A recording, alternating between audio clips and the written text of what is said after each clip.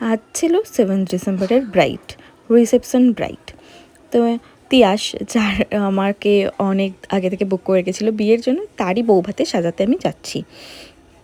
এবছর আমি অনেক কাজ ক্যান্সেল করেছি, কিছু কিছু কাজ রেখেছি যেগুলোকে একদমই ক্যান্সেল করার মতো নয়, বাট 90% কাজ আমাকে ক্যান্সেল করে দিতে হয়েছে। বাট এবার যাই হোক, আমি সবসময় চেষ্টা করি আমার ক্লায়েন্ট বা আমার ব্রাইড কীরকম চাইছে আমি সেটার উপরেই প্রেফারেন্স দিই। এই ছিল ওর হেয়ারটা, যেটাতে কিছুটা ভলিউম আনার জন্য এক্সটেনশন আমরা ইউজ করেছি। আর বেশিটাই আমি চেষ্টা করি আমার ক্লায়েন্ট কীরকম চাইছে।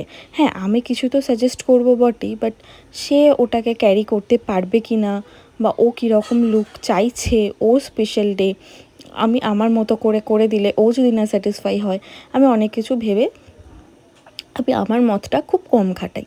চেষ্টা করি ক্লায়েন্ট কীরকম চাইছে সেরকম লুক দেওয়ার।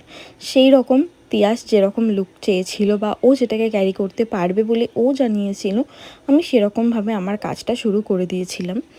আস্তে আস্তে বেস কমপ্লিট করে নিয়েছিলাম। আর ও চেয়েছিল ওর এই দিনটাতে, রিসেপশনের দিনটাতে, ও একটা ছোট্ট গোল্ডেন মুকুটও মাথায় ক্যারি করবে।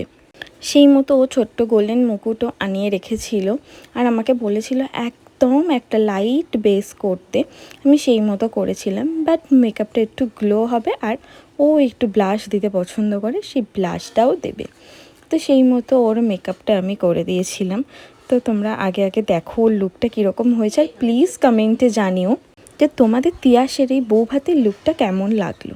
তোমরা ওর বিয়ের লুকটাতে অনেক ভালোবাসা দিয়েছো, তার জন্য থ্যাংক ইউ সো মাচ। এই হচ্ছে ওর ফাইনাল লুক। একদম খুব সুন্দর।